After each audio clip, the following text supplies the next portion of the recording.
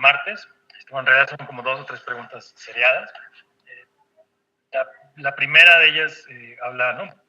Explicando un poquito el perfil de la gente que está tomando el diplomado, lo cual sí conocía, ¿no? Que está trabajando con mi team. Y una de las preguntas que me hacían es, bueno, muchas veces estamos viendo más temas que tienen que ver con desarrollo de capacidades, trámites para creación de empresas, exportación, y en varios de estos casos el alcance o el objetivo no necesariamente es la gestión de ingresos, ¿no? Al menos no en el corto plazo. La primera pregunta en ese contexto era si era necesario entonces desarrollar una evaluación de impacto, ¿no? Cuando este era el tipo pues, que muchos de ustedes están trabajando. Y aquí la respuesta sería en 2 partes, ¿no? Una, digamos, muy específica como al tipo de preguntas o el tipo de cosas en las que quieren influir, y la otra tiene que ver con algo más general, que es también otra pregunta que me hacen, que de una vez se las voy a decir, que es si la decisión de desarrollar una evaluación de impacto es únicamente técnica o es también política o una combinación de las dos. Entonces, les digo, la respuesta está relacionada un poquito con ambas preguntas. En cuanto a la primera, ¿no? Por el tipo de objetivos a lo mejor que persiguen muchos de los programas en los que ustedes pueden estar involucrados. Voy a aclarar, obviamente el ejemplo que yo estoy dando mucho de ingreso es como porque es algo muy común en la literatura de desarrollo y por lo tanto muchos de los ejemplos de las cosas que se han hecho evaluación de impacto tienen que ver con impactos en salud o impactos en ingreso, ¿no? Y por eso yo recurro mucho como a este tipo de ejemplos. Pero la realidad es que, bueno, depende de cada programa, ¿no? Es decir, podría ser que lo que ustedes quieren ver es si hubo un impacto en un incremento en las exportaciones o un impacto en el volumen de ventas, o un impacto en el número de negocios que se abren en un año en una comunidad en específica, en una región en específico, ¿no? Entonces, podría ser algo mucho más amplio. El tipo de programas y el tipo de preguntas que estén haciendo, y entonces ahí es donde entra toda esta lógica, ¿no? Si es un trámite que ayuda a fomentar más la creación de negocios, bueno, pues a lo mejor lo que queremos ver es si efectivamente el programa está generando que se abran más negocios nuevos, por ejemplo. Está ligado con esta otra pregunta de si la decisión de hacer una evaluación de impacto es técnica o política o ambas, ¿no? Diría yo que la respuesta, digamos, más sencilla es que es un poquito de las dos cosas, ¿no? O sea, es una combinación. Cuando empecé dando la sesión del martes hablaba yo de para qué nos puede servir una evaluación de impacto.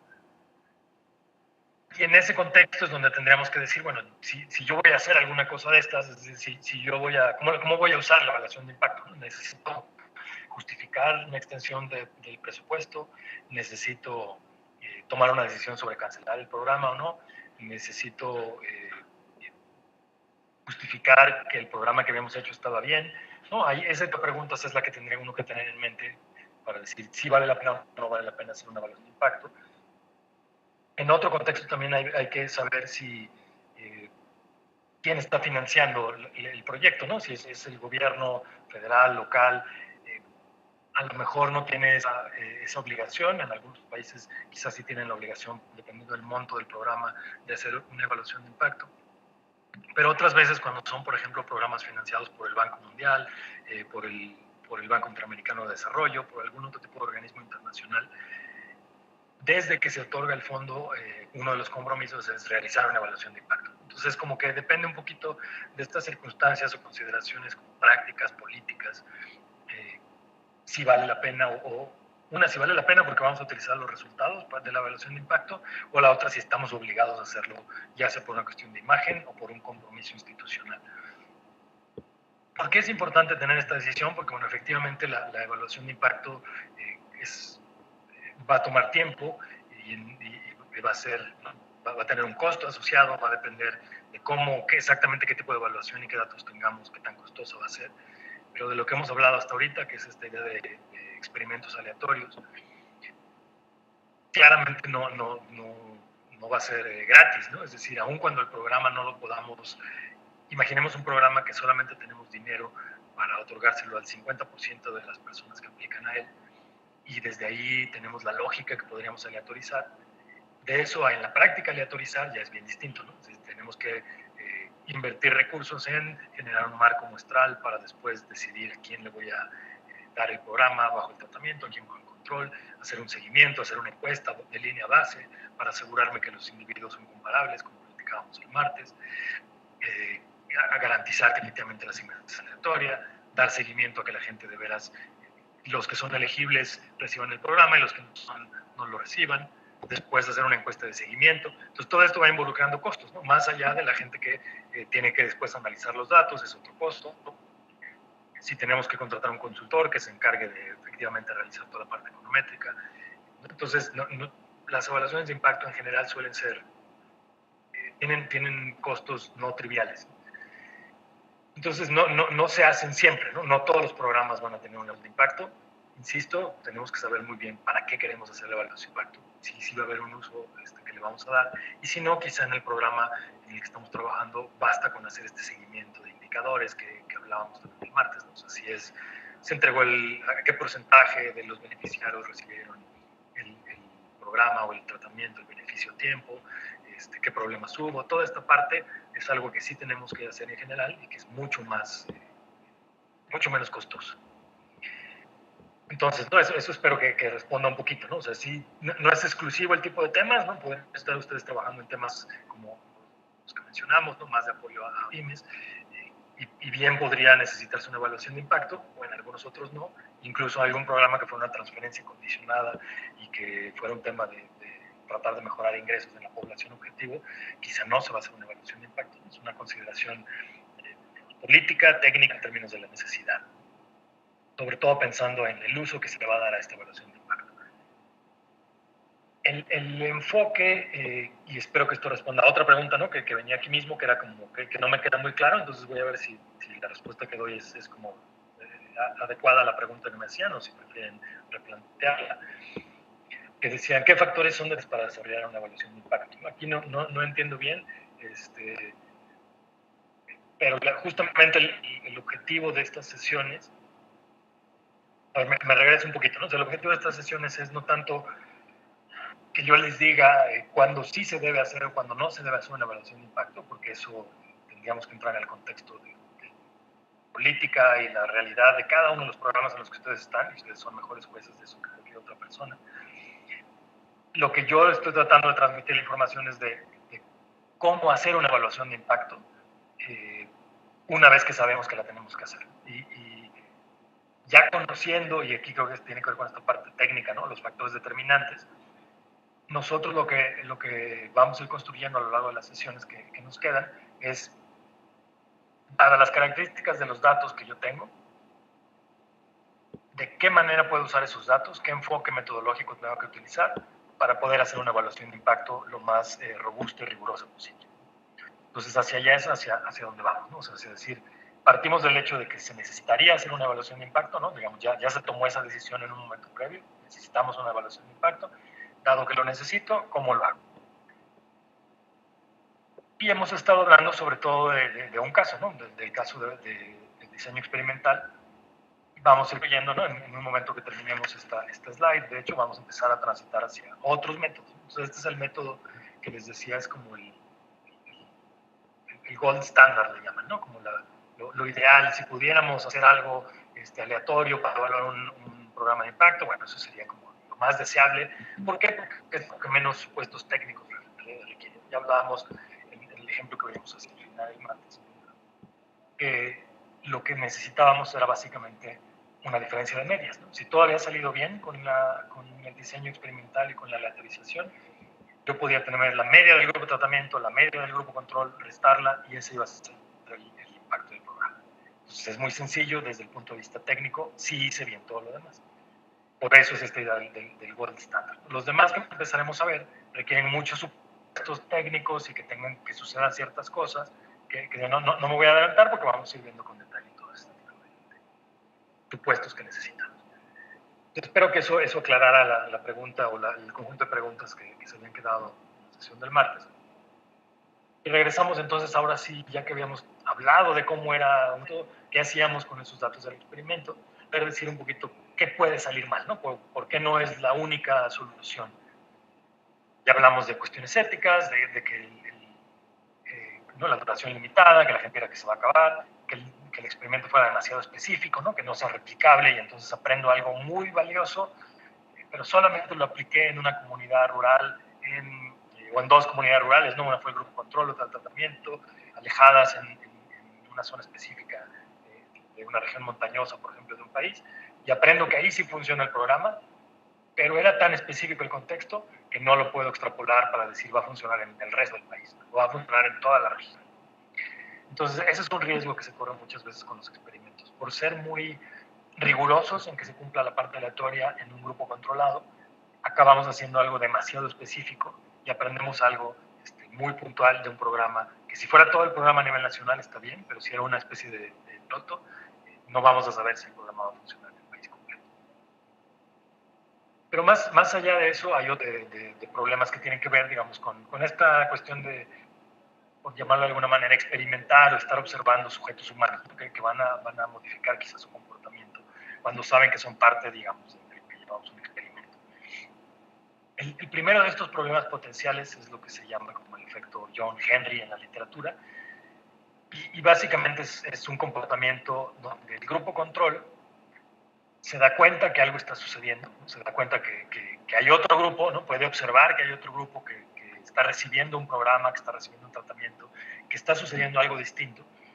Y entonces este grupo control modifica su comportamiento porque cree que eso es lo que se espera, ¿no? O cree que si modifica su comportamiento, algo va a suceder en términos de cómo lo están evaluando los externos, ¿no? Entonces, esto sale, ¿no? El nombre del efecto John Henry tiene que ver con una leyenda de un trabajador que estaba ayudando a poner rieles para el tren en Estados Unidos, y estaba con pura fuerza física haciendo hoyos, ¿no? Clavando estacas para poder construir las vías del tren, y se da cuenta que junto a él llega de repente alguien con una de estas máquinas ya eléctricas automatizadas para poder hacer hoyos de una manera mucho más rápida y mucho más eficiente. Entonces esta persona, ¿no? Sin saber exactamente qué está pasando, lo que hace es empieza a trabajar mucho más fuerte de lo que trabajaría en una situación normal, ¿no? Al grado de poner en riesgo incluso su salud, ¿no? Entonces de ahí sale como esta leyenda, ¿no? Pero el punto es justamente ese, que te das cuenta que algo está sucediendo, te das cuenta que hay un grupo distinto a ti, entonces modificas tu comportamiento. ¿Por qué esto es grave? Porque entonces a la hora que nuestro grupo control deja de ser un grupo control, entonces la variable Y que yo quería medir ya no va a ser la normal porque esta gente modificó su comportamiento. El otro lado de la moneda es lo que se conoce como el efecto Hawthorne, que ahí es que la gente que está en el grupo tratamiento es la que modifica su comportamiento, no por el tratamiento, sino porque sabe que está observada o sabe que es parte de un efecto. Aquí el nombre viene de un experimento que se hizo modificando la intensidad de la luz en distintas fábricas, ¿no? Me parece que es un poco un mito, pero bueno, esa es la leyenda, ¿no? Se modificaba la intensidad de la luz en las fábricas, entonces veían que si ponían la luz más brillante, los trabajadores empezaban a trabajar de una manera más entusiasta, ¿no? Trabajaban con más ahínco. Y en otros lugares lo que hicieron fue de hecho al revés, ¿no? Fue bajar la intensidad de la luz, ¿no? Entonces estaban bajando la intensidad de la luz y veían que también los trabajadores trabajaban con más ahínco. Y eso les generaba una duda, ¿no? Decían, ¿qué pasa, no? Si le subo la intensidad de la luz, la gente trabaja con más ahínco. Si le bajo la intensidad de la luz, la gente trabaja con más ahínco. Y al final lo que estaba sucediendo es que, bueno, los trabajadores se daban cuenta que estaba ahí alguien observándolos, ¿no? Que estaba el capataz viendo que algo había cambiado en el comportamiento. Entonces, ese es el punto, ¿no? No era el tratamiento, no era la luz, era que los estaban observando. Entonces, como los observaron, cambiaron su comportamiento. Y se contaminaba que tanto es que la gente trabaje más o menos cuando la intensidad de la luz varía, la gente trabaja más cuando sabe que su jefe los está viendo trabajar. Entonces, esas cosas también pueden pasar cuando hacemos un experimento aleatorio, ¿no? La gente sabe que ellos están recibiendo algo, ¿no? Un microcrédito, lo que ustedes quieran, y el otro grupo, ¿no? Conocen al vecino, al primo, al amigo que vive en la misma comunidad o en otro pueblo vecino, que no recibió el microcrédito. Entonces a esta gente van y le hacen preguntas, y a la otra también, pero una recibió el programa y otro no.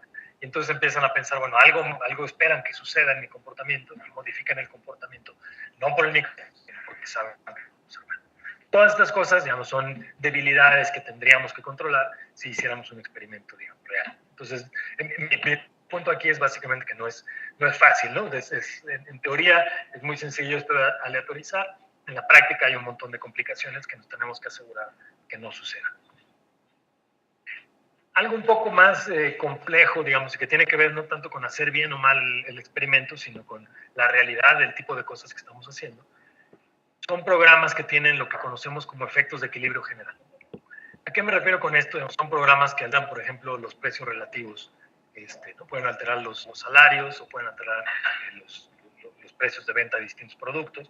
Algo que modifica por completo las relaciones económicas no de una pequeña población, sino de todo un país. Uno de los ejemplos tradicionales de este tipo de cosas que modifican tanto o que tienen un efecto tan grande son, por ejemplo, los tratados comerciales, ¿no? Los tratados de libre comercio que van a modificar mucha de la realidad institucional de un país. ¿A qué me refiero con esto? Pues que ese tipo de cosas no la podemos asignar de manera aleatoria, ¿no? No puedo yo decir de manera aleatoria cuáles van a ser los efectos en los precios relativos y en los salarios, si solamente no puedo controlar que a un grupo le afecte y a otro no.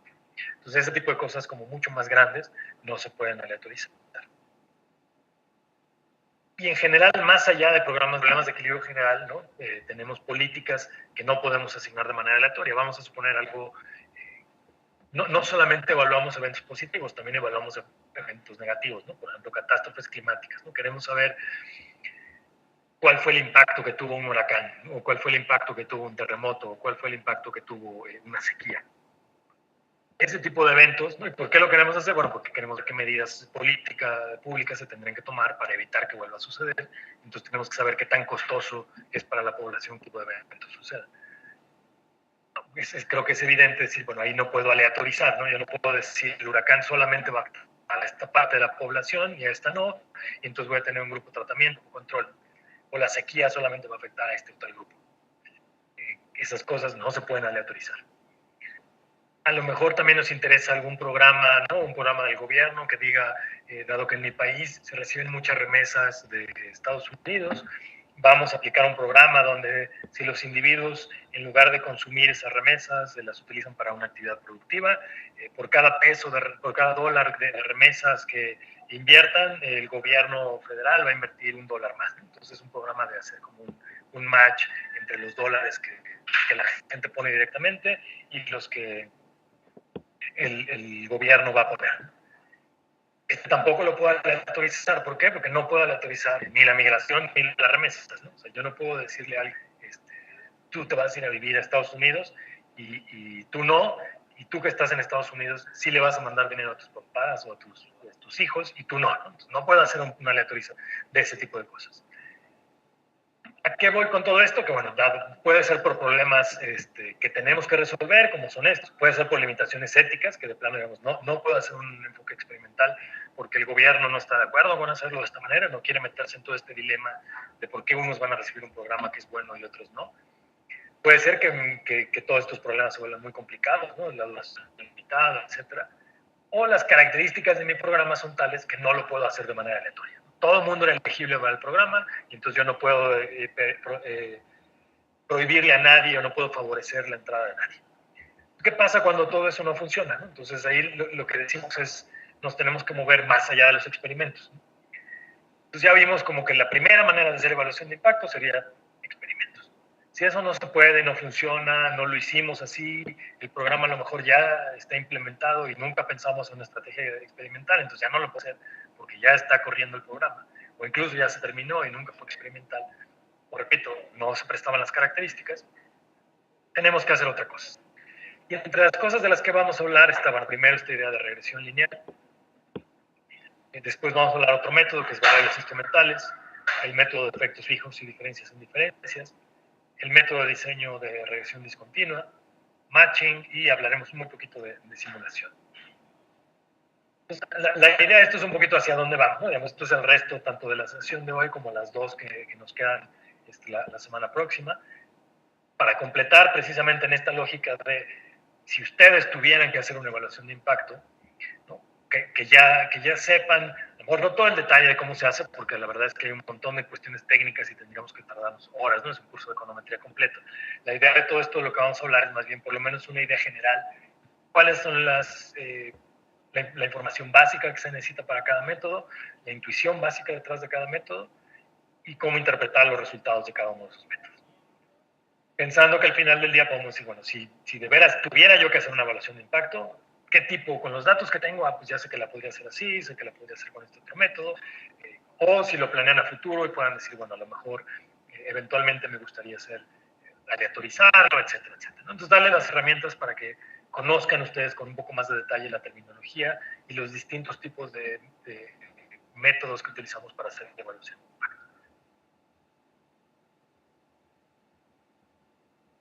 El primero es lo que en econometría conocemos como, ¿no?, una regresión lineal o el método de mínimos cuadrados ordinarios. Es un método que de manera directa difícilmente nos va a servir para estimar el impacto de un programa. Sin embargo, vale la pena hablar de la intuición detrás de él por dos razones, ¿no? La primera, si tenemos asignación aleatoria, si de veras logramos hacer asignación aleatoria, esta idea de comparación de medias la podemos hacer también de una manera un poco más sofisticada, que es con un modelo de regresión o un modelo de mínimos cuadrados ordinarios. Y la otra razón para hablar de mínimos cuadrados ordinarios es que es la base, ¿no?, del modelo econométrico más sencillo, como base para la intuición de los otros modelos experimentales a los que me refería hace un rato, ¿no? Es decir, con eso me refiero a todos estos modelos, ¿no? Es decir, conociendo la lógica de regresión lineal nos va a servir para hablar de variables instrumentales, efectos fijos, de diseño de regresión discontinua y de emparejamiento. Entonces vale la pena hablar un poquito de la intuición de qué es una regresión simple. Quizá algunos de ustedes ¿no?, lo han visto en algún momento, algún curso de econometría o alguna cuestión básica de estadística y tener esta idea de regresión simple, ¿no? Mi intención con esto es no es entrar demasiado en la parte técnica muy sofisticada, es sobre todo quedarme en la parte intuitiva. De repente sí tendré que dar algún poquito más de temas ¿no?, más formales, más técnicos, pero insisto, el objetivo de estas sesiones es la parte intuitiva, que lo tengan bien claro y que se puedan llevar una idea mucho más sólida de qué es la evaluación de impacto y cómo sería. No necesariamente que ya tengan todo el herramental para ustedes hacerla, porque les digo, eso bueno, requiere pues, todo un entrenamiento distinto, ¿no? Y una serie de cursos de econometría y demás, ¿no? Por eso decía antes que cuando se hace evaluación de impacto, bueno, pues es costosa, ¿no? Porque por lo general se tiene un especialista en el lugar o se acaba contratando a alguien que sea ¿no?, un asesor o la persona que hace la evaluación de impacto, porque es un especialista que domina, digamos, estos temas. Pero la idea es que ustedes puedan conocer la terminología y puedan saber exactamente qué tipo de evaluación podrían hacer, aunque no necesariamente la vayan a llevar a cabo al 100% ustedes. Entonces, ¿qué es una regresión simple? ¿Y cómo funciona esta idea del método de mínimos cuadrados ordinarios? En una regresión simple es la misma lógica de lo que hemos hablado antes, ¿no? Lo que queremos hacer es explicar o hablar de cuál es la relación entre una variable X y una variable Y, tal cual. Nada más que ahora ya lo estamos haciendo de una manera más formal. Entonces yo quiero poder decir cuál es el efecto que X tiene en Y. Si lo acercamos a lo que estamos hablando nosotros, ¿no?, ¿cuál es el efecto que el programa tiene en la variable de interés? ¿Cuál es el efecto que recibir una transferencia condicionada de dinero tiene sobre la educación o el rendimiento escolar de los niños? ¿O cuál es el efecto que recibir un microcrédito tiene sobre el ingreso de los hogares rurales, sobre la probabilidad de que una mujer participe en el mercado laboral, etcétera? Yo quiero saber cuál es el efecto de X en Y y lo quiero saber desde el punto de vista causal. Lo que podría hacer, o lo primero que empezamos haciendo es escribir, ¿no?, un modelo que nosotros pensamos que es una buena representación de la realidad. Y ese modelo es lo que tenemos aquí, conocemos como el modelo de regresión simple. Lo que estamos suponiendo es que este modelo es válido para la población, es decir, yo quiero poder decir algo sobre, vamos a suponer, las comunidades rurales en el país. Entonces quiero poder decir cuál es el efecto que el programa de microcrédito tiene sobre el ingreso de los hogares rurales en un país determinado. Yo empiezo planteando una regresión diciendo, bueno, yo quiero ver, la variable que me interesa es el ingreso y quiero ver cuál es el efecto del microcrédito en ese ingreso. Lo planteo como, ¿no?, una relación lineal como la que tenemos aquí, Entonces la variable X es la que entendemos como la variable dependiente, la explicada, o en nuestro contexto la variable de respuesta. Perdón, la variable Y, ¿no? La variable Y es la variable dependiente, explicada o respuesta. La variable X es la variable independiente, o la de control, o la que explica, o la explicativa. Claramente sabemos que no es una sola variable y probablemente no es una relación lineal, es más complicada. Y entonces lo que decimos es, la parte de Y que no la logramos explicar con X, o la parte del ingreso que no logramos explicar simplemente porque alguien tenga o no tenga un microcrédito, se explica por otros factores. Y en el modelo más simple, que es este, que solamente tiene una variable, una X, en ese modelo decimos, todo lo demás que yo no puedo explicar está en el error. Entonces, en esta ecuación lo que tenemos son esos tres componentes básicos, la variable que quiero explicar, la variable que me interesa como explicativa y el error. El error van a ser entonces estos factores adicionales a X que afectan Y.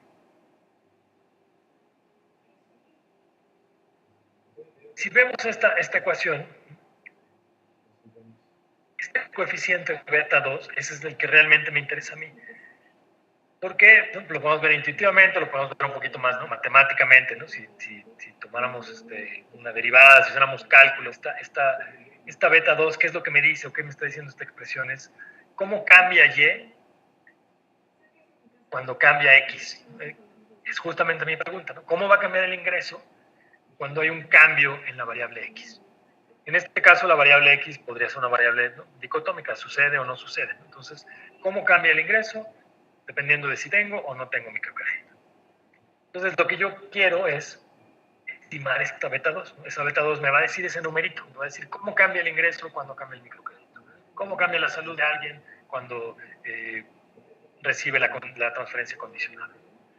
Entonces, esto se empieza a acercar a una expresión matemática donde puedo decir, bueno, sí, si yo conozco la información de X y conozco la información de Y, voy a tratar de relacionarla a las dos. Y ahí lo que estamos haciendo, bueno, perdón, déjenme poner unos ejemplos para hacerlo más concreto, ¿no? Ya he dado algunos, pero no, ya vamos a ponerle también visualmente nombre y apellido, digamos, a las ecuaciones. Imagínense que mi pregunta es, ¿cuál es el efecto que usar fertilizantes tiene en la de maíz? Entonces, yo quiero ver si a mayor cantidad de fertilizantes, ¿qué tanto aumentan el número de kilogramos de maíz que produzco? Podría verlo con una relación como esta. Y esta beta 2 me diría en cuánto aumenta la producción de maíz ante un aumento unitario en el fertilizante. O podría interesarme algo completamente distinto, ¿no? ¿Cuál es la relación entre una medida de rentabilidad, vamos a suponer, de una empresa, beneficios sobre activos? ¿Qué efecto tiene eso en el salario de los directores de esa empresa o de las empresas? Entonces podemos hacer esta relación, ¿no? Entonces, la beta 2 me va a decir, cuando aumenta la unidad, la rentabilidad o los beneficios sobre activos, ¿qué pasa con el salario de los directores generales? Así empiezo a tener esta relación entre dos variables que quiero explicar, siempre desde el punto de vista causal. Lo que tenemos aquí es, para poder de veras hacer este énfasis entre de veras lo que estoy encontrando es que X causa Y, tengo que hacer algunos supuestos sobre el modelo que teníamos antes. Hay supuestos muy sencillos. Lo que estoy diciendo aquí es, el primero simplemente dice, no, si yo tomara la media de los errores, para cero. ¿Qué quiere decir? Para algunos individuos voy a medir, voy a subestimar la relación, para otros la voy a sobreestimar.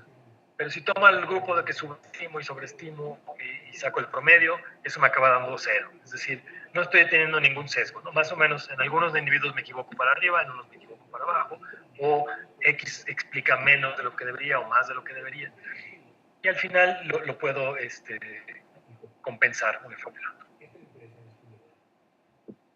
El supuesto más complicado, y vamos a hablar de él en un momento más adelante con un poquito más de intuición, pero bueno, el supuesto como más importante es que no hay una relación entre la variable X y el error. Aquí formalmente lo ponemos como el valor esperado de U condicional en X es igual al valor esperado de U. Es esta primera parte del supuesto. La segunda ya se cumple simplemente porque si el valor esperado de U es igual a 0, entonces son iguales, entonces todo es igual a 0. Pero el supuesto importante lo estamos viendo aquí. que el valor esperado condicional el valor esperado de U condicional en X es igual al valor esperado de U. Intuitivamente, ¿qué quiere decir? Bueno, intuitivamente lo que esto me quiere decir es, si yo conozco X, no tengo ninguna información, eso no me da ninguna información del error. Dicho de otra manera, la variable X, vamos a decir, el microcrédito, que yo tenga o no tenga microcrédito, no tiene ninguna relación con el error. Entonces, quizá aguanten tantito esa parte y vamos a ir tratando de desarrollar más la intuición de por qué podría violarse ese supuesto. ¿Cuándo podría ser que el error y la X sí tengan una relación? Entonces, el supuesto de entrada es no hay una relación entre la X y el error, no hay una relación entre el microcrédito y el error, no hay una relación entre recibir o no recibir un programa de transferencias condicionadas y lo que está en el error. En un momento vamos a ver qué pasa, por qué se podría violar ese error, o que quedará un poquito más claro qué es lo que estamos suponiendo. Pero bueno, si tenemos ese error, lo que podemos decir es, si yo tomo el valor esperado de esta primera ecuación, ¿no? Esta que teníamos aquí, esta ecuación que tenemos aquí en la diapositiva 36, ¿no? Esta ecuación que decía y es igual a beta 1, que es simplemente un intercepto, o beta 2, que es el efecto que realmente quiero medir de X, más el error. Si empezamos a pensar ya en términos estadísticos, yo no voy a, esta es una relación como muy simple, ¿no? Yo lo que quiero decir es, en realidad, yo voy a observar a un montón de gente, ¿no? Vamos a decir, observo 1000 hogares, y entonces quiero ver cómo se comportan esos 1000 hogares en promedio, ¿no? No quiero hablar de la relación, ¿qué le pasa al hogar 25 cuando lo de microcrédito? No, yo quiero saber en promedio qué pasa con el índice de los hogares que reciben microcrédito. Cuando trabajamos en promedios, y dados los datos que hicimos antes, lo que tenemos es, este es un promedio, simplemente es cuál es el promedio o cuál es el valor esperado de la variable Y, dado que conozco X, que es el caso en el que vamos a estar trabajando. Es decir, imagínense que ahora sí ya tengo una base de datos y yo sé cuál es el ingreso de la gente, porque tengo una encuesta que me lo ingresó la gente, y también sé si la gente recibió o no recibió el programa de transferencias condicionadas. Entonces yo conozco la Y y conozco la X, y lo que quiero ver es cuál es el valor esperado de la Y dado el valor X. Y esa es una relación muy sencilla. Esto es lo que me va a permitir obtener esa estimación de la beta 2. ¿Por qué es importante verlo en términos de valor esperado? Porque el error ya no está. Precisamente porque estábamos suponiendo que el error tenía un valor esperado de 0 y que la X y el error no estaban relacionados. Entonces, esos supuestos me permiten decir, yo solo necesito información de X para poder saber cómo se va a comportar el valor esperado de Y. No necesito otra información que no tengo.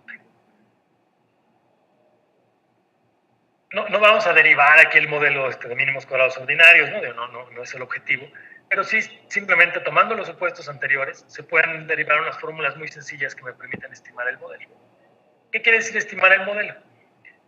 Por poner un ejemplo, ¿y cómo interpretaríamos esos resultados? Si yo utilizo datos de salario por hora y educación, entonces yo tengo información de la educación que tiene un individuo, cuántos años de educación tiene, y tengo información de cuál es el salario que recibe. Y eso, como tenemos en este ejemplo, lo tengo para 526 personas. Entonces, para 526 personas tengo información sobre cuál es su nivel de educación y cuál es su salario. Bajo los supuestos que hice antes, entonces puedo decir, voy a estimar un modelo de mínimos cuadrados ordinarios. Entonces, voy a estimar una regresión lineal. Le llamamos una regresión simple porque había una sola variable. Resulta que de estimarlo me salen estos números que tenemos aquí. En lugar de beta 1 y 2 que teníamos antes, ahora ya tengo un valor numérico, porque ya lo hice, ¿no? En Stata, en SPSS, en SAS, lo que ustedes quieran, en R.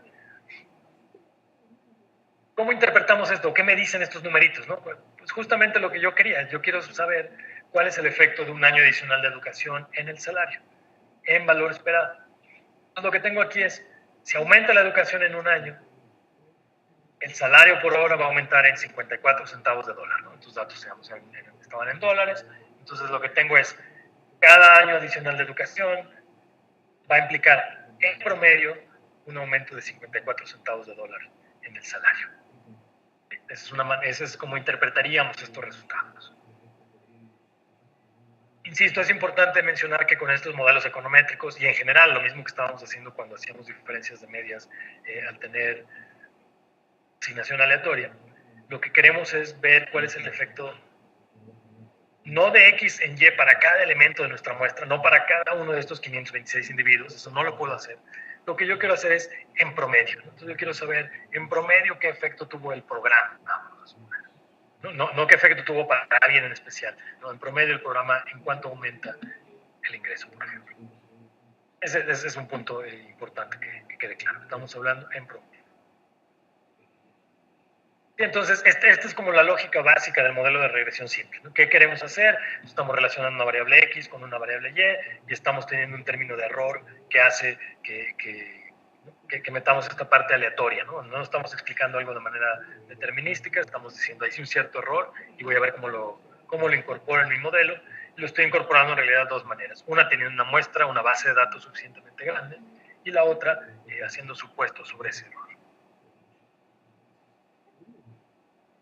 Del modelo simple pasamos a lo que entendemos también es una regresión lineal, pero lo que llamamos regresión múltiple. ¿Qué es esto? Es un modelo mucho más interesante. ¿Por qué? Porque es un modelo donde ya no solamente tengo una variable explicativa, tengo muchas, ¿no? En este caso decimos tengo K variables explicativas. Entonces antes solo teníamos X. En este modelo tengo X2, X3, X4, etcétera, etcétera. ¿Qué gano con esto? Bueno, lo que gano es que puedo controlar al mismo tiempo por muchos factores que pueden afectar a Y. Por poner un ejemplo simple. El modelo que vimos hace un momentito era cuál es el efecto del salario, perdón, de la educación en el salario. Ahora yo podría decir, no, la verdad es que si lo planteo de esta manera, lo que estoy diciendo es la principal variable que afecta al salario, y de hecho la única como lo estoy planteando aquí, es la educación. Todo lo demás es algo un poco aleatorio que está en el término de error. Sabemos que no es cierto, ¿no? Hay un montón de otras variables que van a afectar el salario. Por ejemplo, experiencia. Si pasamos de este modelo simple a un modelo múltiple, ya puedo incluir esta variable experiencia. Obviamente no solo voy a incluir esa, podríamos decir, bueno, también el género va a tener un efecto en el salario, o podría tener un efecto en el salario, la edad, un montón de otras cosas. Entonces voy teniendo un modelo cada vez más completo, que va controlando por muchas cosas de manera simultánea. No es una variable contra otra, es muchas variables. Regresemos a este ejemplo y lo que estamos haciendo aquí es decir, no, este modelo en realidad estaba mal. El modelo adecuado es este. ¿Qué habría sucedido si yo solamente estimaba este modelo? Bueno, que implícitamente la variable experiencia, ¿no? Que es esta que tengo aquí, la variable experiencia, la había dejado dentro del error. Entonces tenía una variable ahí en el error, una variable omitida. Este es un punto importante al que después regresaremos, ¿no? en una sesión más adelante.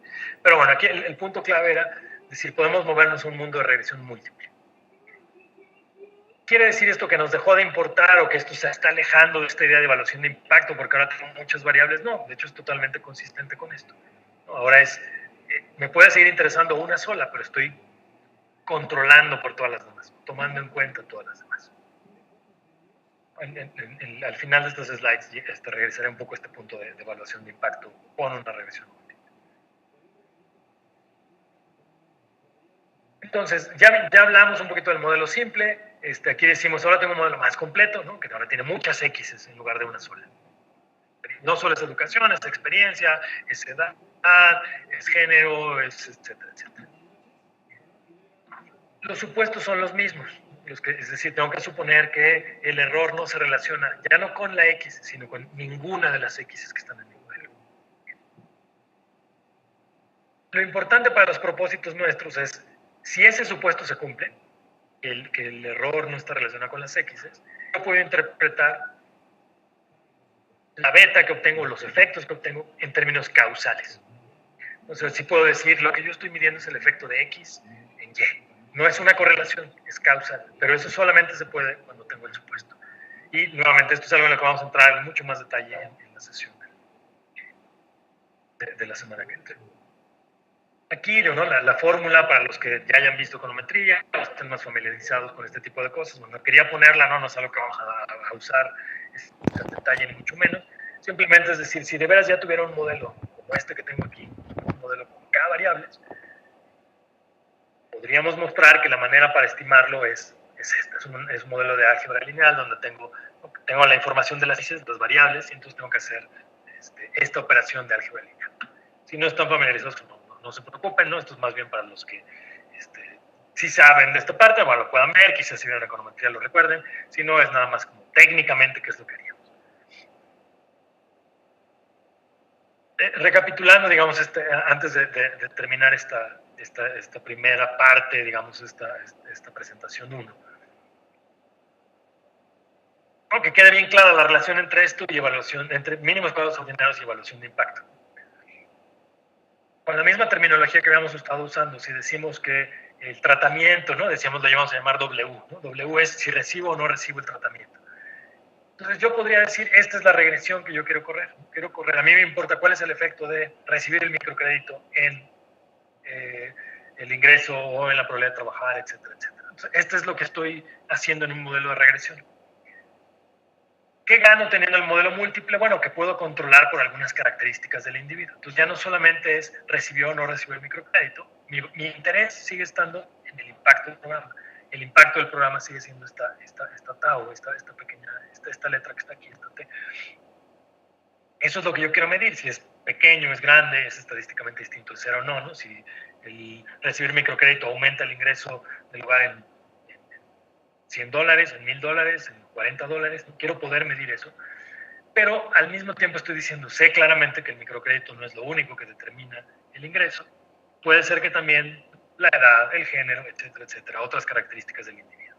Entonces, al incluirlo en una regresión, estoy aislando todo ese efecto, y si se cumplen los supuestos, solamente esta tau me dice, ese numerito es el efecto del impacto, controlando por la educación que tenían los individuos. Entonces ya no puede uno decir, no, pero el efecto que yo mido en realidad, tú piensas que es el tratamiento, pero quizás se debe a la educación. No, porque la educación ya la incluye aquí. Entonces ya estoy controlando por educación. No, quizás se debe al género. No, ya incluye el género. También tengo una variable que controla por género. O la región en la que están estas comunidades. No, porque ya también incluye una dominada región. Sí, entonces todas esas cosas las voy tratando de controlar para evitar, o para lograr de la mejor manera posible que esto sí sea aislado el efecto del programa. No va a ser fácil y en general solamente se va a cumplir con este modelo tan sencillito, aun cuando incluya controles, solamente se va a cumplir de manera directa cuando el diseño experimental. Pero vamos a ir construyendo hacia eso. Entonces, cuando el tratamiento es exógeno o aleatorio, como lo vimos hasta ahora, puedo correr esta regresión y me va a dar el impacto. Podría hacer esta para estar un poquito más seguro y también me va a dar el impacto del programa. Entonces aquí se ve como esta gran utilidad del método experimental es que es muy fácil hacer la evaluación del impacto, ¿no?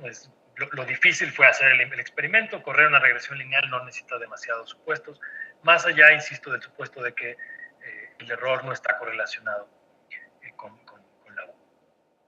Entonces, aquí lo dejamos como esta pregunta abierta, ¿no? ¿Qué pasa cuando el programa no fue aleatorio?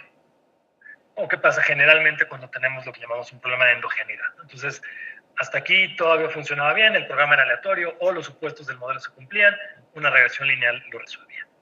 Entonces, esa pregunta que tenemos ahí, ¿qué pasa cuando W1 es aleatoria? No, la vamos a ir respondiendo un poquito hoy, pero sobre todo en la siguiente sesión. Aquí terminamos esta presentación parte 1, vamos a cambiarle a la 2 y seguimos.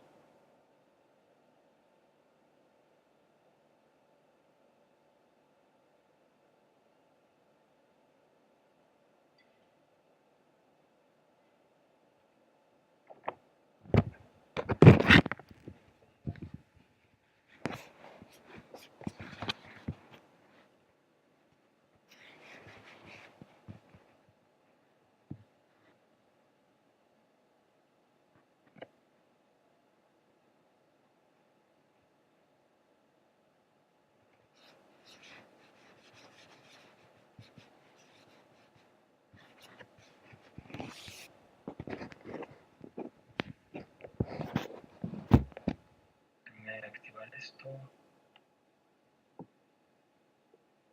Es aquí.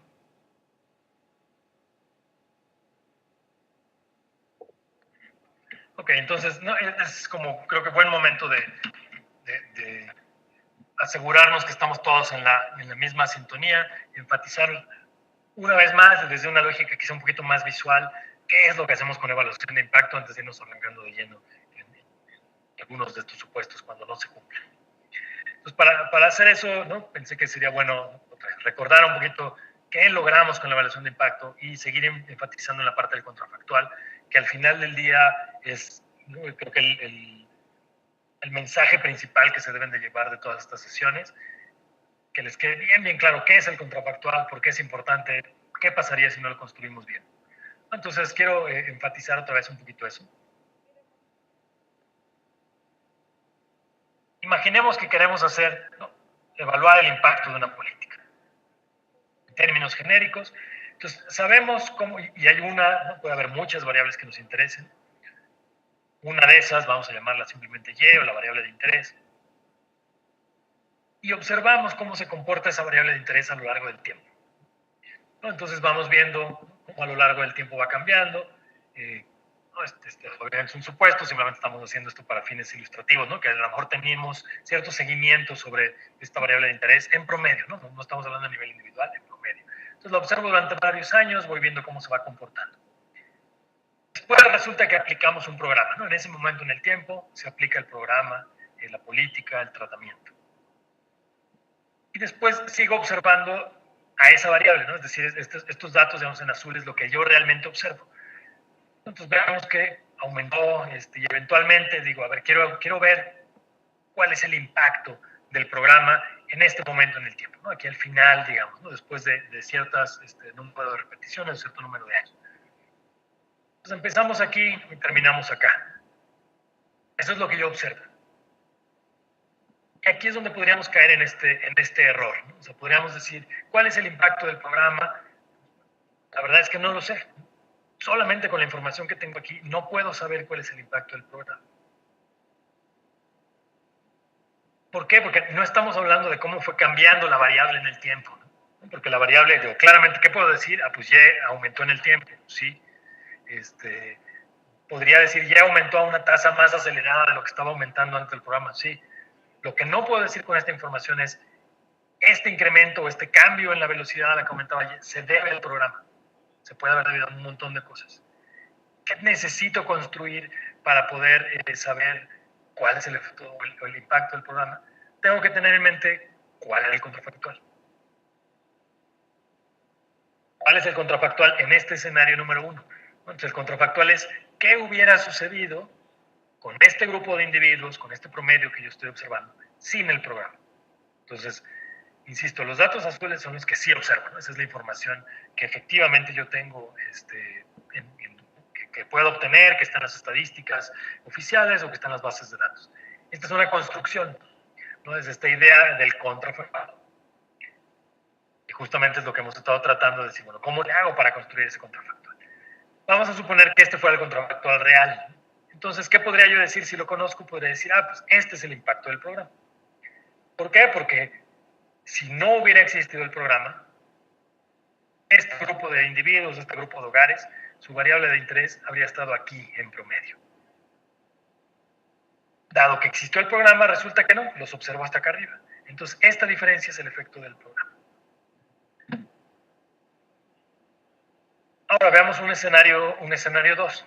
Un escenario donde venimos igual, ¿no? Básicamente es la misma evolución de la variable sin el programa. Después sucede el programa, observamos nuevamente que la variable se está comportando de esta manera, ¿no? Y entonces, ¿qué pensaríamos si no hemos tomado un curso de evaluación de impacto? Digamos, pues este programa es un buen programa porque, miren, aumentó mucho, ¿no? De dónde venían a dónde están ahora. ¿Sabes? Es un error, no sabemos.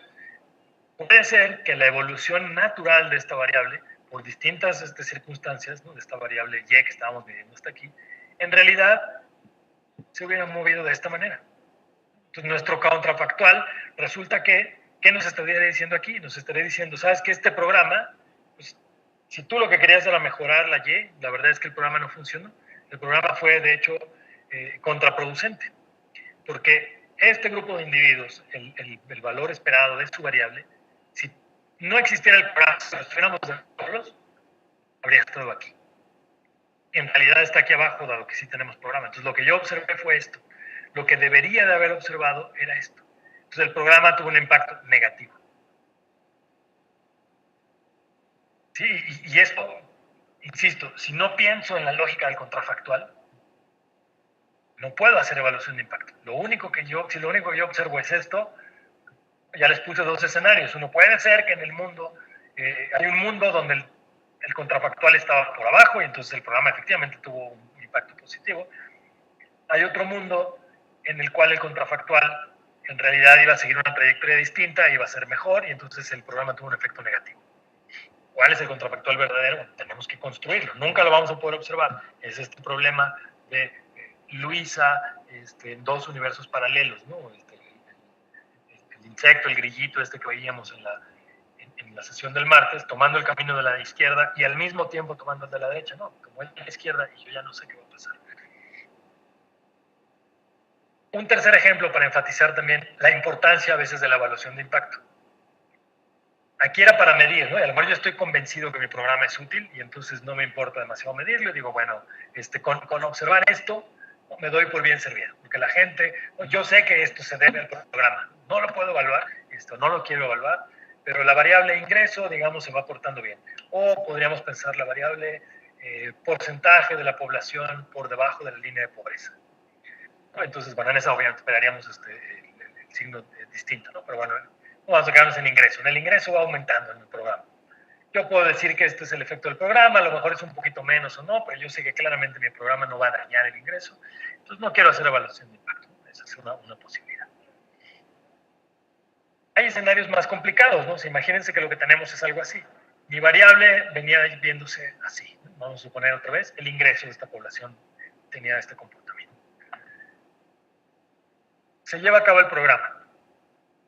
¿Y qué observamos? Observamos que el ingreso se va para abajo. Entonces ahí podríamos tener una serie de críticas fuertísimas, ¿no? Dirían, oye, el programa que tienes no funciona para nada, ¿no? Porque el ingreso hasta perjudica, el ingreso se está yendo para abajo, la gente está peor de lo que estaba antes. ¿En serio está peor de lo que estaba antes? La verdad no lo sabemos. ¿Por qué? Porque no conocemos el contrafactual. Posible que sin el programa el ingreso hubiera caído todavía mucho más. Entonces aquí estamos en una realidad donde por distintas circunstancias, claramente, ¿no? Y como estamos viendo, no es el programa, pero al mismo tiempo a lo mejor hay un evento negativo, hay algo que afecta a la economía de ese país. Entonces, los ingresos de la gente bajan. Sin el programa, los ingresos de estas personas hubieran bajado mucho más. Entonces, el programa sí funciona. El programa tiene un efecto positivo. El ingreso sin el programa hubiera sido mucho más bajo de lo que es gracias al programa. Espero que quede clara la lógica, ¿no? Como que si nada más me fijo en la evolución antes y después, ¿no? En el comportamiento, cómo cambia en el tiempo, o me puedo llevar sorpresas como en este escenario número 2, donde solamente viendo la evolución en el tiempo pienso, no, pues este programa es buenísimo, cuando en realidad tuvo un efecto negativo. O puedo pensar, híjole, el programa, yo pensé que era muy buena idea, el programa no sirve para nada, y digo, hay que quitar el programa porque no sirvió. Si hubiera hecho una evaluación de impacto, o si por lo menos tengo, aunque no la haga, no puedo plantear esta lógica del contrafactual y decir, no sabemos el efecto del programa. Es posible, como en este caso, que sí, el ingreso bajó, pero hubiera sido mucho peor el golpe sin el programa. Entonces el programa sí sirve, hace que el ingreso no caiga tanto. Entonces es un impacto positivo. Sí, entonces con esto quería otra vez como afianzar qué es lo que hacemos en la evaluación de impacto y sobre todo cuál es la importancia del contrafactual. ¿Por qué? Porque entonces empezamos a entretejer, ¿no? Ya hablamos del método de evaluación experimental, que lo que trata de hacer es precisamente construir el contrafactual más robusto posible. Y hablamos de los supuestos de regresión. Entonces vamos a ir tejiendo un poco todas estas cosas. Entonces ya hablamos de esta dificultad para generar el contrafactual. Yo espero que con estos gráficos también haya quedado un poquito más claro qué es el contrafactual y por qué es tan importante. Básicamente el que me permite decir dónde estaría si o qué hubiera pasado si no tuviera el programa. Y entonces este reto metodológico de construir el contrafactual no le podemos dar la vuelta si queremos hacer evaluación de impacto. Y para hacerlo tenemos que recurrir a lo que en econometría conocemos como distintos supuestos para identificar el efecto causal. Poniéndonos otra vez con términos técnicos, ¿no? Lo que en econometría decimos es que aquí tenemos un problema de endogeneidad. Entonces vamos a definir un poquito esa palabra de endogeneidad con cierto tecnicismo, pero sobre todo para ir entrando en la intuición. Entonces, ¿qué entendemos por endogeneidad? Bueno, vamos a suponer que tenemos otra vez esta regresión de la que ya hablamos, ¿no? Una regresión múltiple. Entonces tengo muchas variables. Este a lo mejor es el programa, entonces quiero ver el efecto del programa en la Y, me interesa la beta 2, y controlo por edad, educación, etcétera, etcétera. Decimos que tenemos un problema de endogeneidad justamente cuando una de estas variables, una o más de estas variables, se relacionan con el error.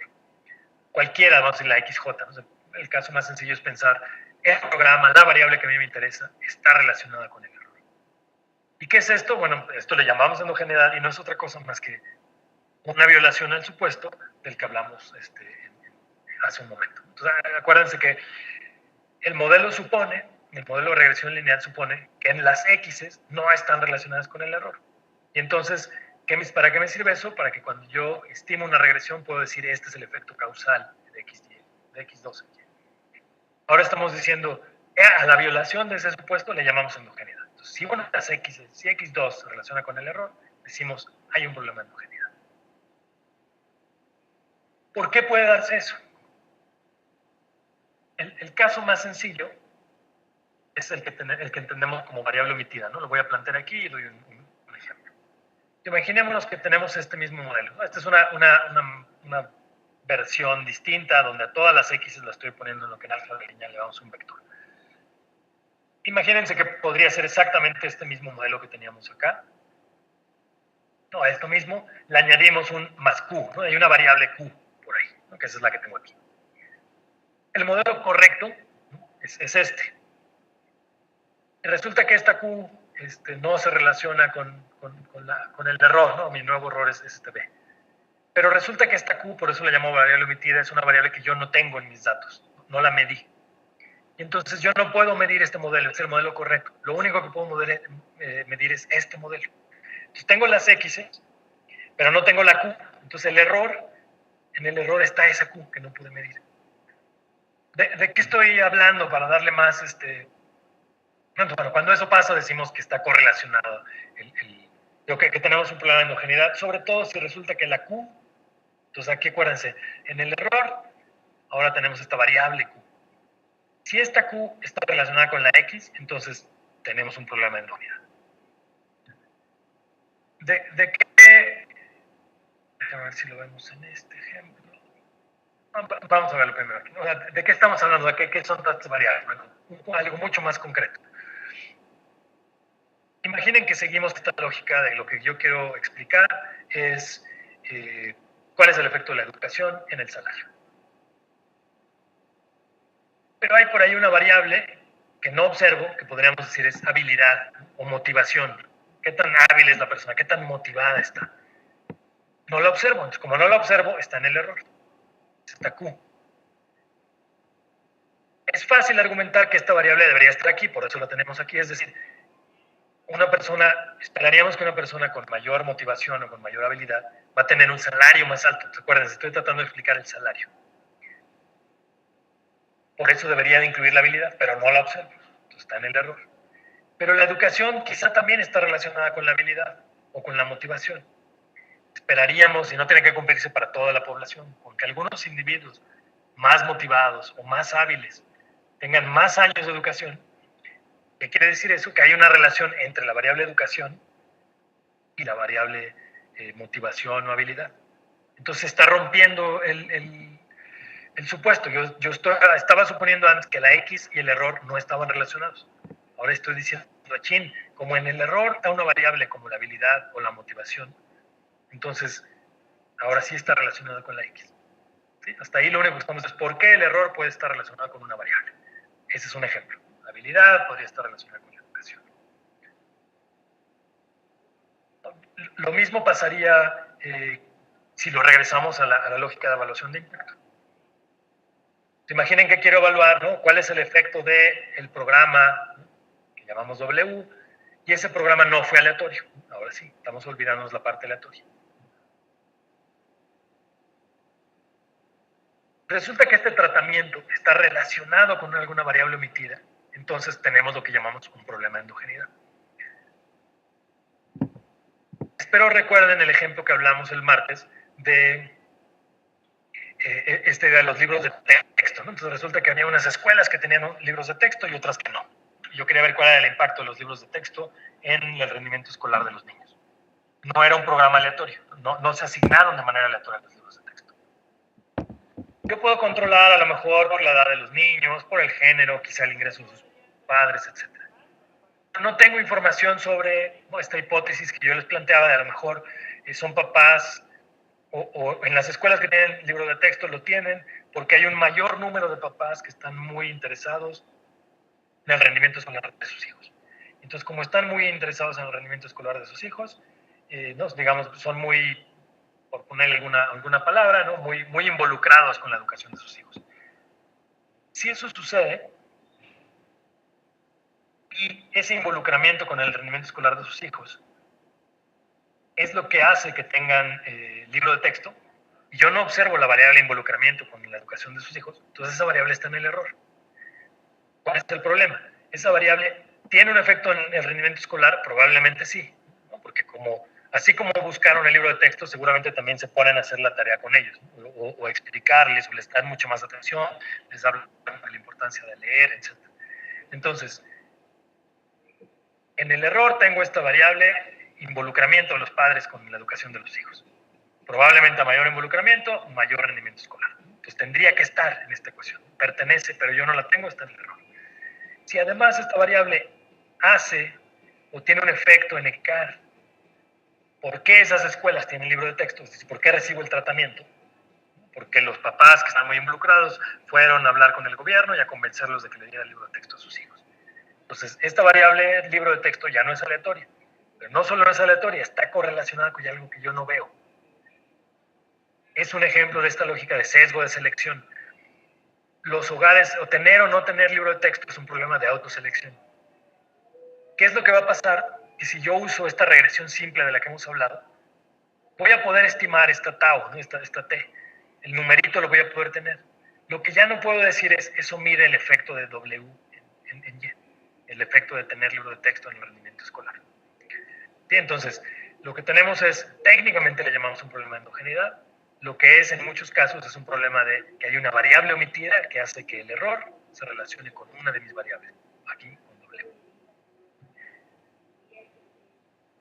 Quizá todavía no queda claro, ¿no? ¿Por qué? Bueno, perdón, déjame seguir ahorita vemos un poquito la intuición de por qué eso afecta la causalidad, ¿no? Que ya hay un problema econométrico, pero ¿por qué afecta la causalidad? Pero antes de ir ahí vamos a decir qué pasa o por qué en general no vamos a poder hacer una evaluación de impacto simplemente corriendo una regresión lineal si el tratamiento no fue aleatorio. El tratamiento no fue aleatorio, es muy probable que vamos a tener variables omitidas. Hay un montón de información que afecta potencialmente tanto las variables que me interesan como la probabilidad de que alguien reciba o no reciba el programa. La habilidad, la motivación, la calidad de la tierra, el emprendedurismo, son un montón de variables omitidas. Y lo que tengo es este sesgo de selección donde una o más de estas características explican en parte la variable que me interesa, ¿no? Mi Y, y también la participación en el programa. Es decir, si el programa no es aleatorio y es un programa que lo que va a hacer es darle un microcrédito al hogar, es probable que un individuo muy motivado o muy emprendedor se entere que existen este tipo de microcréditos y entonces vaya y pida el microcrédito. Entonces él recibe el microcrédito. ¿Por qué? Por una característica no observada, que no tenemos en estos datos, que es muy emprendedor. Y al mismo tiempo, dado que es muy emprendedor, es probable que ese negocio que va a emprender le va a funcionar. Entonces, si yo solamente digo, como tiene el microcrédito, le va bien en el negocio, no estoy seguro de estar midiendo efectivamente el efecto del microcrédito, o en parte estoy midiendo el efecto de que es un emprendedor. El lado contrario de la historia, alguien que no era muy motivado, no era muy hábil, es menos probable que tenga el microcrédito, pero también es menos probable que le vaya bien en distintas cosas en la vida y entonces va a tener ingresos más bajos. Pero no se debe al microcrédito, se debe a que no era una persona muy motivada. Entonces tiene ingresos bajos, ¿por qué? Porque no es motivada, no porque no tenga el microcrédito. Sí, entonces estamos empezando a perseguir ahí, ya no podemos hablar de causalidad. y eso nos complica, entonces ya no puedo medirle el impacto. Es similar o es la misma lógica, de, o sea, menos claro aquí, pero es este mismo punto del contrafactual. ¿Dónde estaba? ¿No? ¿Cómo estaría así en el programa? Hasta ahorita, y es donde más nos hemos concentrado, hemos hablado de que la endogeneidad es un problema que viene por una variable omitida. También se genera, y es donde más lo vamos a tener en el tipo de evaluación de impacto. Hay algo más genérico, que también la simultaneidad genera problemas de endogeneidad. ¿A qué me refiero con simultaneidad? Es cuando no queda claro qué es primero, ¿no? La variable X o la variable Y. Es esta idea del huevo o la gallina. En economía pasa mucho en términos de oferta y demanda, ¿no? ¿Qué se define primero, el precio de equilibrio o la cantidad de equilibrio? La verdad, los dos se definen al mismo tiempo. Entonces no puedo explicar la oferta sin explicar la demanda. O ¿qué va primero? ¿La cantidad de policías que hay en un lugar o el crimen que existe en ese lugar? Entonces es posible que si hay mucho crimen, entonces la gente quiere tener más policía, pero también si hay más policías va a bajar el crimen, ¿no? Entonces, ¿cuál afecta a cuál? ¿No? Es una relación simultánea. Esa lógica simultánea también genera un problema de endogeneidad. Es exactamente el mismo problema de tener el error relacionado con las X. Pero quedémonos en la lógica de la variable omitida y esto como más cercano a la selección, ¿no? O sea, hay algo que explica por qué yo tengo el programa, por qué es más probable que yo tenga el programa y mi vecino no, y al mismo tiempo explica por qué yo tengo ingresos más altos que mi vecino. Y eso no es por el programa, es por otra característica que yo observo. Bueno, esta endogeneidad genera lo que en econometría se llama inconsistencia, pero lo que realmente nos interesa aquí es cuál es la intuición detrás de este problema. Entonces, imaginemos que tenemos este modelo donde hay una sola variable, ¿no? Entonces, regresemos al caso más sencillo. A mí me interesa explicar cuál es el efecto que X tiene en Y. Vamos a hacerlo así porque visualmente vamos a poder ver los supuestos y ver por qué es tan importante, por qué estoy dedicando tanto tiempo a esta lógica de endogeneidad y entenderla. Lo que va a hacer es afectar a la causalidad. Entonces, lo que yo estaba diciendo hasta ahora es, si X y el error no están relacionados, técnicamente estábamos diciendo si la correlación entre X y Y es igual a 0. Entonces, si se mantiene el supuesto con el que empezamos y no hay una variable omitida, yo corro un modelo de regresión lineal, esta beta 2 me dice el efecto causal de X en Y. Si fuera esto un programa y se cumple el supuesto, entonces un programa que se asignó de manera aleatoria y funcionó de manera perfecta, puedo correr esta regresión y decir, este numerito que va a estar aquí, corriendo una regresión simple, el modelo que ya conocemos, me va a decir cuál es el impacto de X en Y.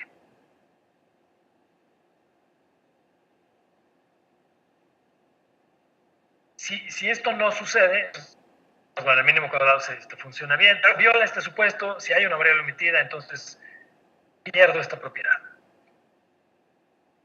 Pierdo esta propiedad de consistencia. ¿Pero por qué causalidad? Es lo que más nos importa. Yo quiero poder decir X causa a Y. No solamente X se relaciona con Y y cuando sube X, sube Y y suben juntas. No, es el programa está causando el efecto que yo veo en Y. ¿Por qué es tan grave entonces este supuesto? ¿No? Este diagrama, regresamos a este modelo que tengo aquí, solo tengo una X, tengo la Y y tengo el error. Los supuestos que yo hago en mi modelo para hablar de causalidad en el caso más sencillo están aquí. Yo estoy diciendo, hay una variable Y que quiero explicar. Esa variable Y la quiero explicar principalmente, o la variable que yo quiero controlar es X. Entonces yo digo que X causa a Y, tiene un efecto en Y. Y también estoy diciendo que la U afecta a Y. Entonces es una expresión, digamos, de este modelo. Entonces la Y se explica por X y se explica por U. Además, estamos suponiendo que estos dos no están relacionados. Ese es el supuesto, ese es el modelo. Si quieren verlo de esta manera como más en un diagrama, quizá queda más claro. Intuitivamente, ¿qué es lo que estoy suponiendo? Bueno, quiero explicar a Y utilizando X y estoy suponiendo que no hay una relación X. Ahora resulta que esto ya no se cumple, que tengo una variable omitida. Entonces yo quería explicar cuál es el efecto de la educación en el salario, pero en realidad mi modelo está mal porque yo aquí tengo habilidad, motivación, ese tipo de variables. Y la motivación efectivamente puede afectar mi vida, pero la motivación también tiene un efecto por lo menos en parte de la educación. Entonces, resulta que mi modelo ya no es como lo tenía antes, sino que además este supuesto que yo había hecho antes de que X y Y estaban relacionadas, se rompe. ¿Qué pasa? ¿Por qué es tan importante esto? Bueno, resulta, cuando yo lo veo de esta manera, esta beta 2, perdón que me regrese aquí, esta beta 2 que tenemos aquí, ¿no? Entonces yo estaba diciendo, me va a medir cuál es el efecto causal de X en Y, o cuál es el efecto causal del programa en la variable de interés. O en este ejemplo, cuál es el efecto causal de la educación en el salario. Sí, solo sí, se cumplía el supuesto que teníamos aquí. Entonces, en este mundo, efectivamente, beta 2 me decía eso. Ahora voy a aplicar la misma fórmula matemática para obtener esa beta 2. Yo lo único que observo es X y Y. Entonces, yo estaba tratando de aproximar esto.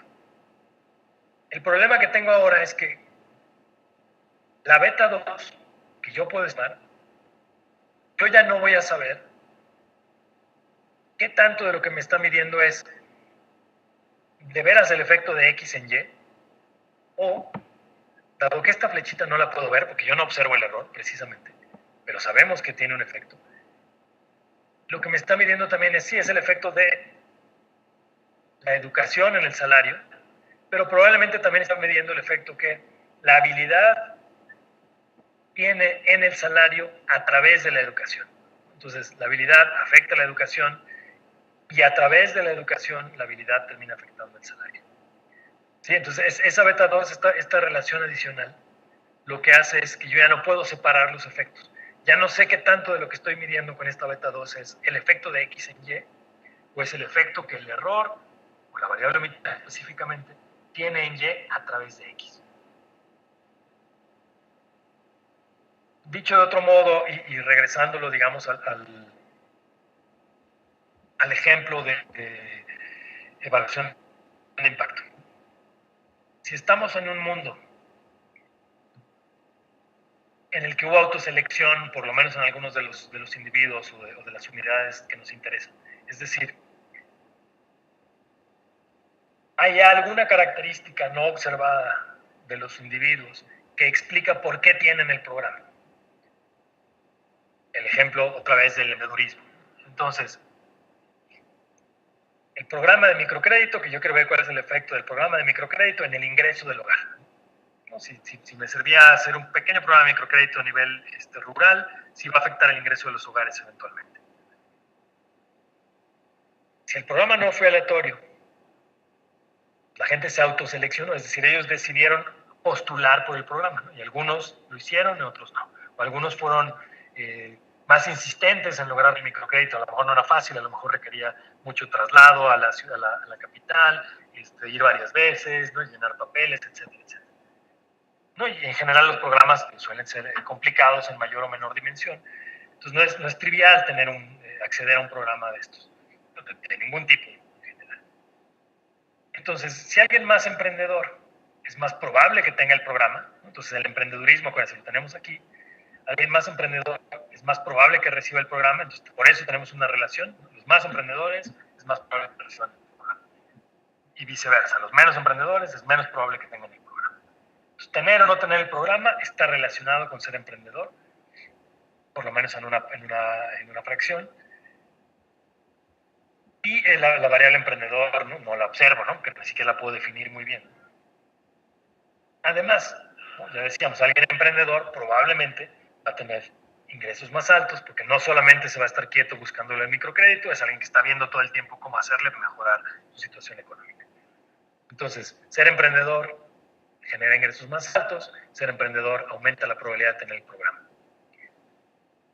Lo único que yo tengo de observaciones es, en este modelo simple, que nada más tengo dos variables, es cuál es el ingreso del individuo y si recibió o no recibió el programa. No sé si era emprendedor o no. Esos datos no los tengo. Entonces, esta variable recibir el programa, yo la estimo, me sale un coeficiente asociado a él, y si no estoy pensando en esta lógica de endogeneidad, en esta lógica, digamos, más de evaluación de impacto, de veras es comparable o no, cometería el error de decir, pues este efecto que yo mido es puramente el efecto del programa. Pero no, lo que estoy midiendo es, en parte sí, el efecto del programa, en parte también es el efecto de emprendedor en el ingreso. Sí, espero estar logrando transmitir, digamos, el contexto de esto y la importancia de lo que sucede cuando tengo una variable emitida y cómo se rompe todo este ciclo. Entonces ya no puedo hablar de causalidad. Sí es una correlación, pero ya no sé qué parte de este coeficiente beta que yo voy a estimar, qué parte de ese efecto se debe a la relación entre X y Y qué parte se debe al efecto que U tiene en Y a través de X. Entonces, qué parte se debe al programa en sí mismo y qué parte se debe a que el tipo es un emprendedor. Entonces, esta misma lógica del contrafactual es un poco más complicada, pero es sin el programa, dado que es un emprendedor, de todas maneras su ingreso sería más alto. Yo lo que quiero es aislar es cuál es exclusivamente el efecto del programa. Sí, y entonces, esa es como la lógica general. Ahora, me preguntan un poco cómo podemos ¿no? suponer que tenemos una variable omitida o saber que tenemos una variable omitida, ¿no? Yo estoy parafraseando un poco, la pregunta más cómo podemos suponer, no creo que se refiere también a cómo saber si tenemos una variable omitida. Y ahí es donde es bien importante, ¿no? El conocimiento de la parte técnica de cómo se hace la econometría, sino la persona que está tratando de evaluar, que conoce más el programa. Es una cuestión, digamos, entre intuición y un modelo, ¿no? Pero mucho tiene que ver con esta intuición, ¿no? Es decir, por eso esos ejemplos que espero sean sencillos de entender. Si yo quiero explicar el efecto de educación, perdón, el efecto de microcrédito en el ingreso, y me pongo a pensar que no estoy controlando, qué otras cosas podrían suceder, ¿no? Intuitivamente puedo llegar a una lógica como esta del emprendedor, es decir, ¿no? Puedo construir un argumento como el que estoy haciendo yo, ¿no? Es decir, como no era aleatorio, pues es muy probable que los que tengan, que los individuos que tienen o que reciben el programa son distintos a los que no lo reciben, ¿no? Dejémoslo de esa manera. No fue un programa aleatorio, entonces hay características de los individuos, sobre todo lo que nos preocupa son características que no podemos observar, que hacen que sea más o menos probable que alguien participe en el programa. Y aquí estamos hablando de cosas positivas, podrían ser también cosas negativas, ¿no? Entonces, observo la edad, la educación, etcétera, pero hay algo que hace que el individuo, lo que he llamado yo autoselección, ¿no? O sea, se seleccione solito, haga algo para tener el programa, o haga algo para no ser afectado por el programa. Si estas cosas suceden, que sucede prácticamente en todos los programas, es decir, a menos que sean obligatorios y todo el mundo lo tenga, o sean aleatorios y yo decido quién lo tiene o no, en general la gente tiene que hacer algo para tener el programa o decide no tenerlo, ¿no? O sea, lo ofrezco y decide no tenerlo. Entonces, va a ser muy difícil que yo pueda controlar por todas las variables. A lo que voy es que prácticamente siempre voy a tener alguna característica no observada, una variable omitida, que explica por qué la gente tiene o no tiene el programa. Pues prácticamente no hay vuelta de hoja, ¿no? Lo que cerraría yo un poco diciendo aquí es, si no fue una asignación aleatoria, casi estamos seguros de que vamos a tener un problema de variables omitidas. Hay algo que no está afectando, que está explicando por qué alguien tiene el programa y alguien no. Déjenme ir aquí. No sé, digamos, como con esto es esta lógica, ¿no? De hablar de qué es endogeneidad, que ver otra vez con el error, con esta variable omitida. Nos complica la lógica de un modelo de regresión simple y lo que tendríamos que hacer es movernos, o seguimos justificando diciendo, bueno, por eso me gustaba tanto la parte experimental, porque entonces yo ya no era el individuo, ¿no? Esa es la clave, digamos, de la parte experimental. Espero otra vez que con esto vaya quedando más claro, ¿no? Ya el individuo no pudo hacer nada para decidir estar o no en el grupo de tratamiento, en un enfoque experimental, porque yo lo definí desde mi computadora. Entonces no hay un sesgo, no hay una variable omitida, no hay ninguna característica de esa persona, si era emprendedor, si era hábil, etcétera, etcétera. No hizo nada para recibir el tratamiento. Yo partí de un grupo elegible y yo al azar dije, tú lo tienes, tú no lo tienes. Entonces, esa es la belleza, digamos, ¿no? Cuando lo perdemos, que es prácticamente, si no fue aleatorio, prácticamente siempre lo vamos a perder, tenemos que movernos a este mundo de modelos cuasi experimentales. Pues ahora sí estaríamos listos para la siguiente sesión, empezar con los modelos cuasi experimentales. Ya vimos para qué funcionaba el modelo, la asignación aleatoria, qué es la evaluación, por qué la necesito, cuándo la podría necesitar, cómo funciona muy bien si tengo algo aleatorio, y ahora decimos, bueno, ok, no fue aleatorio, por construcción o porque no se podía. ¿Qué hago? ¿No? Por eso se llama cuasi experimental. ¿Qué quiere decir eso? Que con métodos econométricos voy a tratar de artificialmente generar un contrafactual. Y, y, y ahí, ¿no? Creo que no en el tiempo, y creo que eso resuelve, bueno, no, realmente lo vamos a ir resolviendo después, una pregunta que voy a hacer unos minutos ahorita, es, ¿no? Como que, ¿qué tan posible es encontrar un contrafactual, no sé, homogéneo el grupo de tratamiento? Me refiero a que sea válido para el grupo de tratamiento. ¿No? Creo que eso es a lo que se refiere. Digamos, si es experimental, lo tendríamos que haber diseñado así, tendría que salir. Y si no, pues va a ser complicado y lo vamos a tratar de resolver con econometría, ¿no? Entonces ahí, eso espero que lo iremos resolviendo en las siguientes dos sesiones. Sí, espero eso responda a la pregunta esta que nos hace Milton. Si no, lo podemos reabordar en la siguiente sesión, o ahorita me puedes, si quieres, elaborar la pregunta y se las contesto en la siguiente. Entonces, bueno, gracias por su atención y nos vemos la semana próxima.